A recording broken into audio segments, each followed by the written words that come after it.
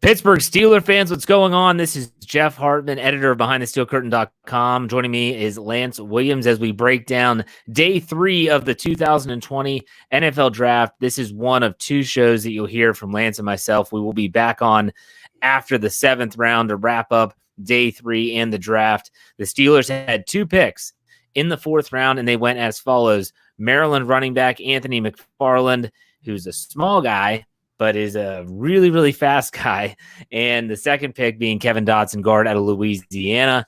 I think that the Steelers going 2 offensive players was not a surprise. I definitely am glad they went with offensive line, but I welcome Lance Williams in. Lance, what's your knee-jerk reaction to the 2 picks? It takes 2 to make a thing go right. It takes 2 to make it out of sight. Quoting James Brown. I love the picks. And the draft is kind of going in a direction that I predicted in a I Said It show several months ago about how this draft was going to be largely offensive. There was a graphic that ESPN posted about the Steelers for the first time since 1971 did not score 28 points in a game. When you look at the selection of the running back, just looking at some of the highlights for Anthony McFarland Jr., he is electric. Kevin Dotson is a mauler, big guy in the interior. That's something we've talked about, how their offensive line needed to inject more youth into that line. And McFarland is absolutely electric. Can catch the ball out of the backfield. He's a home run hitter. And he complements that running back room. He's the only person in that running back room. When you look at Connor, you look at him, you look at Samuels, you look at Benny Snell, who has actual jets. He's the only one in that room that actually has jets. That guy is just absolutely electric. I don't want to put you on the spot, Jeff, but being in Maryland, do you know a little bit more about this player? I know famously we both don't watch college football, but being in Maryland, do you know a little bit about this guy? And what's the talk about him in the state of Maryland? Well, it's funny. I am not a Maryland Terrapin fan. I'm not from Maryland. I live in Maryland, but a good friend of mine who was on our show talk, he's a Dolphins fan. He loves the Terps and he loves their basketball, football. And he sent me a text right after they made the pick and said, "You're going to really like this guy." He said he is a good all-around back. He can run between the tackles, can run the zone, can catch the ball out of the backfield, like you just mentioned. He said, "You'll be really happy." He's a good, solid running back. Now, I think that the Steelers might have found a gem or maybe a diamond in the rough in this McFarland pick for a couple reasons. Number one, his stock was probably a little bit lower based on the fact that he got hurt in week 2 of 2019 and played with a high ankle sprain for the rest of the year. Therefore, his production wasn't as good. They said that 2018 was his year. That was the year that Maryland played Ohio State, and he broke off. I think he rushed for over 200 yards against Ohio State, breaking off 3 runs of 50-plus yards against the Buckeyes. Jeez. He was lethal that year, and he was healthy. Now, McFarland said to the media afterwards that absolutely he is 100% healthy right now, but it gets more interesting. Who is at Maryland right now? A young guy named Dino Tomlin, that's Mike Tomlin's son, was on Maryland's football team. Therefore, he was around Tomlin. He said he never really talked to him much, but Tomlin was always around. He went and saw his son's games at Maryland, and so he knew him that way. Also, Matt Canada was the interim head coach and offensive coordinator in 2017, 2018, when Anthony McFarland was there, and he actually says that he sees Matt Canada as like a father figure to him. Now, the biggest knock on him has been so far his maturity. There were some scouts that wrote some really scathing things about him and that he is a problem and that he's like a child. These were all quotes, not me, quotes that are on Twitter right now from several beat writers. All I can say is if there's a coach in the NFL that not only has experience dealing with maybe someone that's a little bit immature or knowing how to kind of keep flames down, it would be Mike Tomlin. I mean, are we forgetting about Mr. 3rd and 5th, Gummy Richards? Are we forgetting about Butt Naked and Rob? He knows how to handle these type of players. I'm not concerned about that at all. But everything you're hearing is that if he were healthy, if McFarland were healthy in 2019, I'm not saying he would have been a first-round pick, but would have gone earlier than the 4th, the Steelers might have gotten themselves a good one. Let me read the quote that I got from David Todd on Twitter about his character. And quote, "We took him off the board because his football character is absolutely atrocious. He's like a child, really high maintenance. Every week there's going to be something. Now, talent-wise, whoo, he's a weapon." To your point, when you have Matt Canada and him saying that Matt Canada is like a father figure, I think that addresses that. Let me give you some stats from that 2018 season that you talked about, Jeff. 125 carries, 1,022 yards, to average 8.2 yards per carry, 4 touchdowns, only 7 receptions. But in those 7 receptions, he averaged 10.4 yards per catch. He was a freshman All-American, 3rd team All-Big Ten, and had set a school record as a freshman. Let me jump into, Jeff, if you don't mind, some of his strengths from this scouting report that I'm reading from Dane Brugler from The Athletic.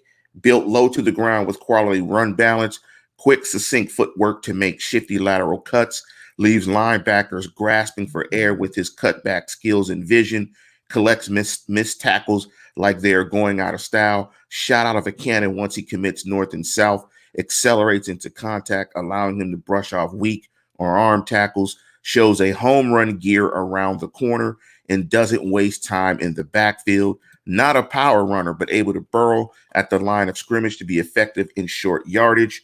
Some of his weaknesses are very compact muscle tone and doesn't have ideal weight for the position, marginally runs with power as an inside runner, too willing to escape out of bounds instead of fighting for extra yards, tends to be bounce happy, wasn't asked to carry a full load, and was kept on a pitch count and fumbled 4 times in college, once every 65 touches, usually solid hands, but dropped a couple of passes, inconsistent productivity and upside in pass protection, and struggled to stay healthy. The strengths are everything that I think that this offense needs. They need weapons. He gives them juice, and I wanted them to get a running back. I didn't mind where they got the running back, but I thought they needed a running back. So far, they've got the wide receiver. I love what they're doing in this draft in terms of collecting weapons for Bionic Big Ben. There you go. And I think that this is going to be a pick that, Steeler fans, I know there's already been discussion on Twitter, and there's already been discussion in the live chat of, well, who's out? Who cares? You know what I mean? Well, who's out of the running back? Who cares? I don't care. I care that the Steelers put a good running game on the field, a dynamic running game, and to me, the most important in this, he fills this spot, is a diverse running game. Like you said, Lance, he brings something to the table that maybe only Kareth White possesses, and he might do it better. In which case, that's fine. I'm fine with that. So I don't know, Lance, you might care who they keep and who they don't. I personally don't. I think they're going to take the best. It's competition. We talked about this last night. Competition is the igniter for a lot of players to have them perform better. Hey, Benny Snell, guess what? We just took a 4th round running back the year after we took you in the 4th round. So guess what? You better get some Jets, right? You better. You better go to Amazon, order some Jets. We welcome in Brian Anthony Davis. He just submitted his knee-jerk reaction article. He's been on for over an hour now. Brian, what's your reaction? We're just talking about McFarland, the running back out of Maryland. What are your thoughts on him in that pick in the 4th round? There we go. It was horrible. Horrible first initial reaction. It's just like, what? And the exact words were, I hate this pick. Now, has nothing to do with the player. I'm kind of really liking the player.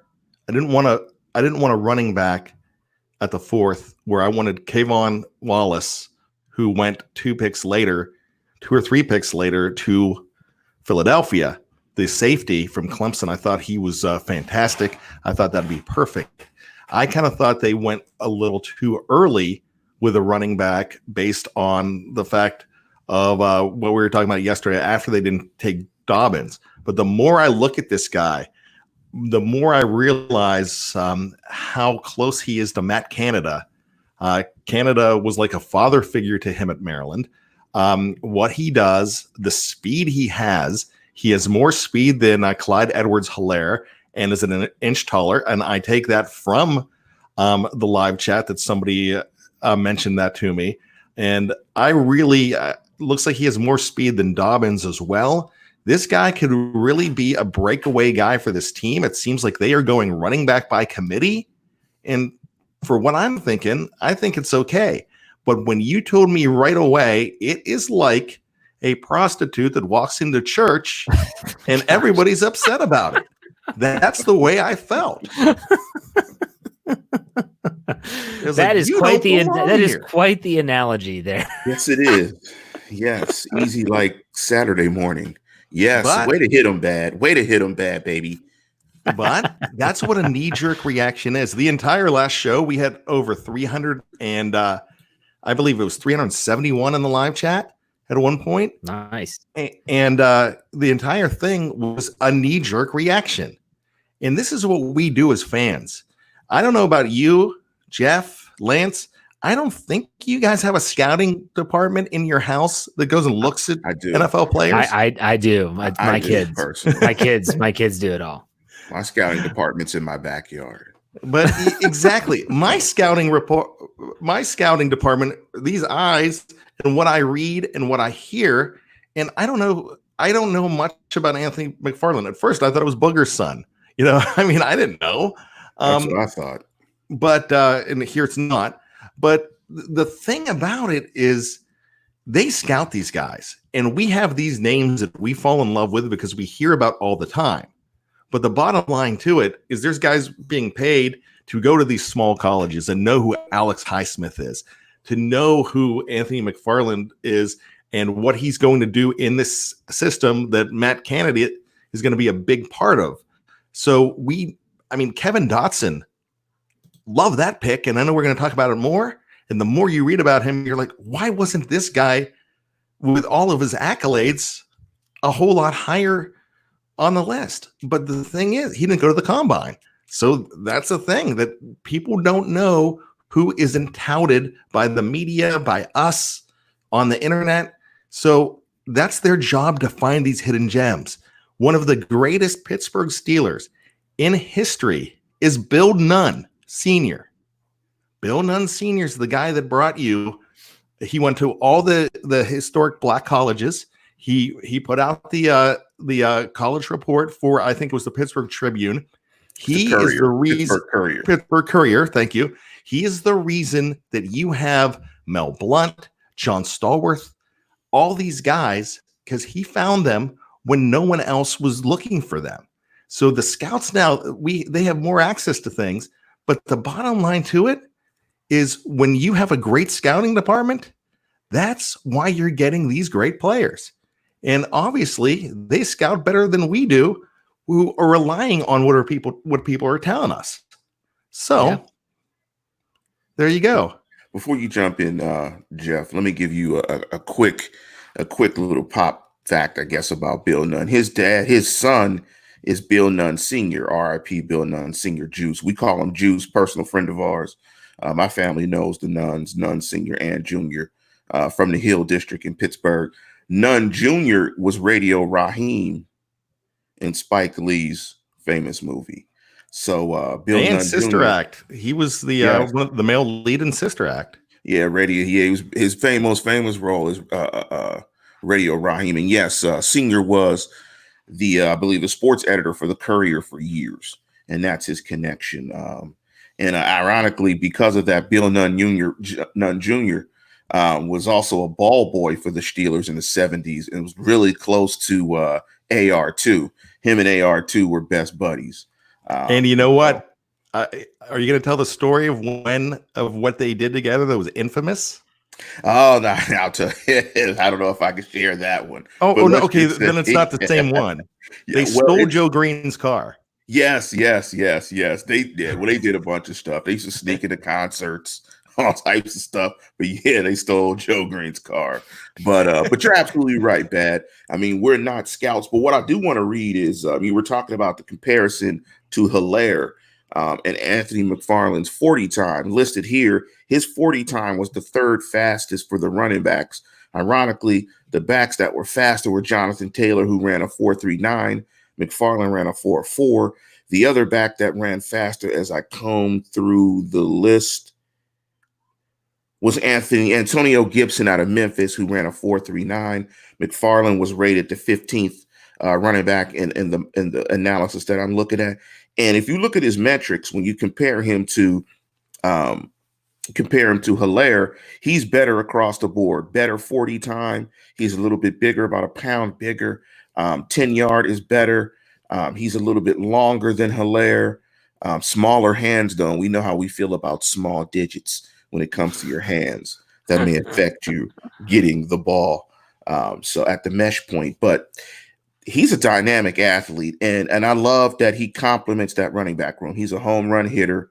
And when you look at him athletically compared to all of the guys, some of the guys ahead of him, he has better numbers across the board. He has better numbers than Cam Akers, Edwards-Hilaire, DeAndre Swift, and J.K. Dobbins. Jonathan Taylor just happens to be a physical freak. I mean, his combine numbers are just off the charts. But again, I love the addition of an electric player in that offense. And again, they've got to get Ben weapons. I mean, you've got to be all in on Ben, and that means giving him weapons and keeping them safe and upright. Well, the one thing about this pick, too, is when you watch highlights, even if you watch game tape, there is straight line speed that you see in the combine, which Lance just mentioned is 4.40 time. And then there's game speed where you're like, wow, that guy can move. And it's when you see him get on the edge and just turn the burners on. Literally go on YouTube, search Maryland, Ohio State from 2018 and just watch the game. And I swear to you, you see him jump off the film. He had, I believe it was 3 runs of over 50 yards against the Ohio State Buckeyes. Not some slouch, okay? And this guy is going to be good. Is he a feature back? No. I don't think anyone's suggesting that he's going to be the next guy. Could he be a complimentary back? Absolutely. From day one, I think so. Why not? Let's grade the pick, though. If you're watching live on YouTube, you're in the live chat, go ahead and fire away grading this pick. We're not going to Dotson yet. We're going to do that in a second. Grade the pick of Anthony McFarland out of Maryland. Brian, we're going to start with you. What grade do you give the pick? I'd love to abstain here. I am going to go ahead and give him a C. You've never abstained from anything in your life, by the way. Abstinence, you cannot hold the abstinence card after the hooker in church analogy. Come on now, you can't do it. I cleaned it up with prostitute. I could have went lady of the evening also. You know what? I'm inclined to I want to move up to a B-, but I'm not rating the player, I'm rating the pick, so I'm going to go C+. Okay. What about you, Lance? I'm going to go a solid B. I think they needed to add this type of dynamic playmaker. Think about it. If you put this kid on the field with Ebron, with Claypool, with Juju, with Deontay Johnson, I mean, with Vance McDonald, I mean, the amount of speed and the way you can attack defenses, I just love it. So I'm giving it a solid B. I think it's a great pick. Yeah, I'm going to fall in line with you all and say B as well. Sean Manahan just said something that gave me the chills. I'll put it on the screen. He said he reminds me of Dree Archer. Oh, that's the kiss of death. I don't know if I would go that far, but we'll see we'll see if his game, we know Dree Archer's game did not translate to the National Football League, and we'll see if McFarland's does. It's going to be really interesting to see how they utilize him and what maybe someone like Matt Canada and Randy Fichtner can do. It's definitely a contrast from last year where you were wondering who are the weapons going to be. Now, all of a sudden, when you look at players like Ebron, you still have Vance McDonald. We talked about the wide receivers and the addition of Claypool. They do have weapons now. They do have weapons for sure. And I will even include offensive linemen as weapons. And I think they got a really good one in terms of depth at guard when they selected with their second, 4th round pick from Louisiana, Kevin Dotson. And he was a player that, like Brian Anthony Davis said, was not invited to the scouting combine. A lot of people said he was one of the biggest snubs to not be invited. This guy is a behemoth of a man, a monster of a man who is literally down and is pulling trucks as he's training during this quarantine period, getting ready for the NFL. I just saw the video before we went live on Twitter. And what's really awesome, his family are lifelong Steeler fans. He has a man cave that's all Steelers. Jerome Bettis was his favorite player growing up. He said, I swear the number 36 was in my password all the way through college in some way, shape, or form. So I think it's awesome when you get Steeler fans that get drafted by the Steelers. Lance, when you saw this pick of Dotson, what were your thoughts?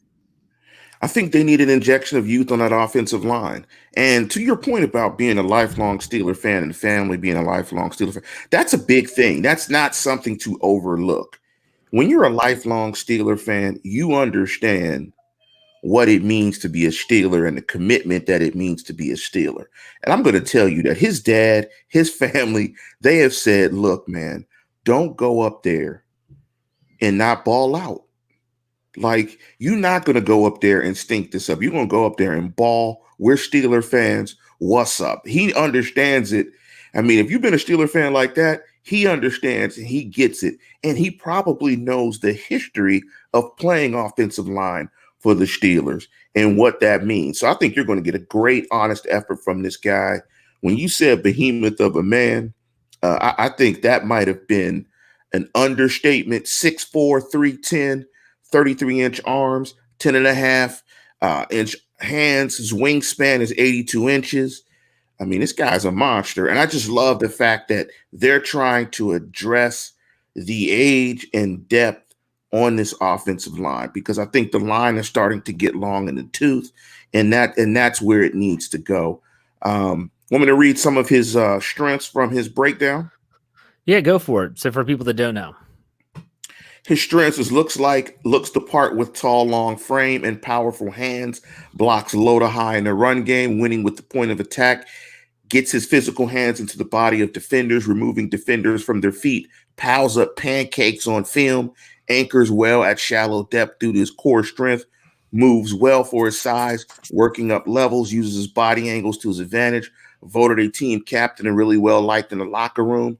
He's a team guy, the quote is, and one of the tougher competitors I've been around, experienced and reliable, starting 52 games over his career.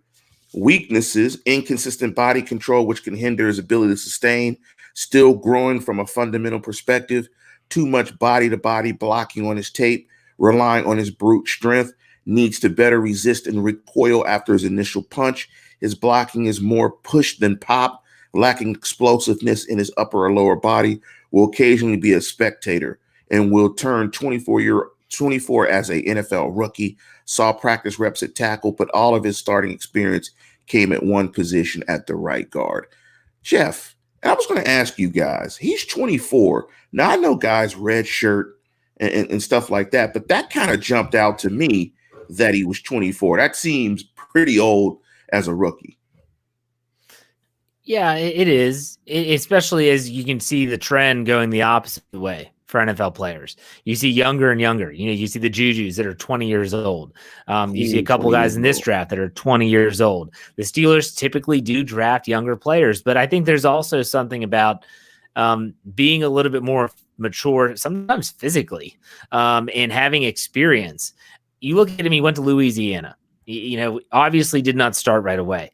This could have been exactly what he needed to do. Think about a guy like Gerald Hawkins. Okay, that was a Steelers pick, third-round pick out of LSU, who was at the NCAA has an advisory committee that is developed to basically look at players and say, should you or should you not go to the NFL? In Gerald Hawkins' case, they said you should not. You should stay. And he said, I don't care what you say, I'm going. And he goes and he gets drafted. Now he doesn't play, ends up now he's in Tampa Bay. But in this case, maybe Dotson was told he should stay, or maybe he just felt, you know what, I think I should, and it might have been the best thing for him. He gets another year of experience. He now goes to the Pittsburgh Steelers, and he's going to have a pretty decent shot. Maybe not playing. Dave Schofield sending me a text, or Dave and he's sending myself and Brian. He said he has a chance to start week 1. Dave gives this pick an A. I'm not sure I'm going to say he's going to start in week 1. It all depends on Matt Filer and his versatility. We've talked about that ad nauseum seemingly. But Brian, what are your thoughts on this pick? You like it? I love this pick. I loved it as soon as I saw it. I wasn't sure of his name. Then I realized that I went back and scouted him because I've scouted a lot in the last just in the last week, names and some video. And I really love the nastiness and the junkyard dog mentality of this guy. I like the fact that he's older, Lance. And the reason I like the fact that he's 24 is really Jeff hit on the maturity of it and the physical maturity. But I also hit on the fact that, look, I don't care if he is a 34-year-old 10-year veteran at that point. I want to think about what he's going to give this team in the next 5 years. And to back up what Jeff said, right now you're getting the best and you're getting a more mature guy. This is a guy that if he is pulling cars and if the Associated Press is not just making him a first-team All-American, but you have, but they're mentioning that he is probably the best guard prospect in the entire draft, then I think you have a very good pick here. I don't think he's going to start week 1, but he is. I have a feeling that he is the first one off the bench. Could be, absolutely. And Donald Nolan, who says, "You guys love every pick. Where's your differing opinions?" Well, first and foremost, I can only speak for myself and Lance Williams when I say that I don't get disappointed. I know Lance doesn't get disappointed. Why? We don't have our hearts set on any specific prospects. When we go into the draft, because we don't know the players, at least I don't know any players. So for me, I look at it and say, well, if everyone right now, even earlier when we were talking about McFarland, I wish they would have taken X, Y, or Z player. I don't know who either X, Y, or Z players are. I'm just looking at who they take. Honestly, in a perfect world, what I would like to do is to just go out. I would like to just be with my family right now. And then after the pick's over, then I look at who they took. And that's what Lance used to do. Lance would always just say, tell me who they selected. And it's honestly, it's a simpler way of life, I'll tell you that. But Lance, I mean, I know we normally disagree with stuff, but sometimes you just look at team needs. You look at prospects, strengths, and weaknesses. That's all you can do right now, right? Yeah, I mean, they got to play. I mean, that's why I've never been, the enthusiastic draft guy. I mean, to each his own. I mean, we do this, as part of what we do. So, I want to be a part of it and give my opinion. But, these guys got to play. And the important element, and I told myself today that I wanted to talk about it to not be remiss, there's still development going on. I mean, this is just the first step in the process. These players have to be coached and they have to play. I mean, any player can look like the perfect selection until they play and they're not good. Then they're not the perfect selection. So part of this is we have to wait to see if these players are going to grow and see what they're going to become. This is just the first part. So when I look at a draft, I'm looking at it from the perspective of what I perceive to be the team's needs. And if they address those in the draft with players, then I probably will like the pick. So, it's not about disagreeing or agreeing at this point. Call me in about a year. Or call me during the season if the guy plays. He may not even play. I mean, I think the best bet for the Steelers would probably be if he doesn't play. And a more veteran player is playing on that interior offensive line with a 38, 39-year-old quarterback that just came off of an injury. So you might want a more mature player in the inside protecting Ben. You just have to wait and see. And I've always tried to take that approach with the draft. I'm not the knee-jerk. That's why Brian is probably better than me to do it. I'm not the knee-jerk guy. I mean, it's just you just got to wait.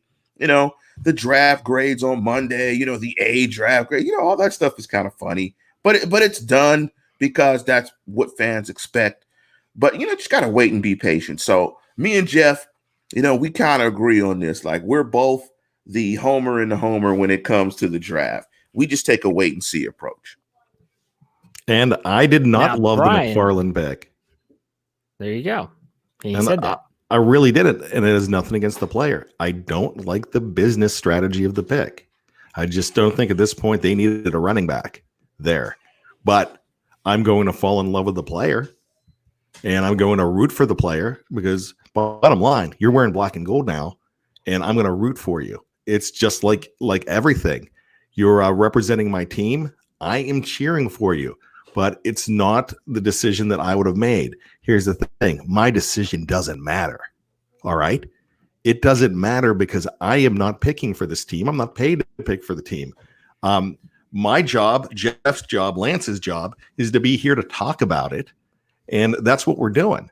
And we are fans first and foremost. And we're going to talk to you about what we like and what we don't like. But the bottom line, we're just like you. We have the forum right now. There you go. Yeah. So there are still more picks out there. The Steelers are not selecting as of right now in the 5th round. There is talk that they might try to move up. I feel like they would have packaged one of the 4th round picks to do that to move into the 5th, or maybe if they take a 2021 draft pick. There's a chance that there might still be some movement with the Pittsburgh Steelers, but nonetheless, as of right now, the whole 5th round is off. They have 1 pick in the 6th, 1 pick in the 7th, and that would complete their 6 draft picks for this 2020 NFL draft. So here we go. Quick question to end this show. Lance, where would you like to see the Steelers go next from a positional standpoint? Inside linebacker. I need some depth at the inside linebacker position. You think a 6th round?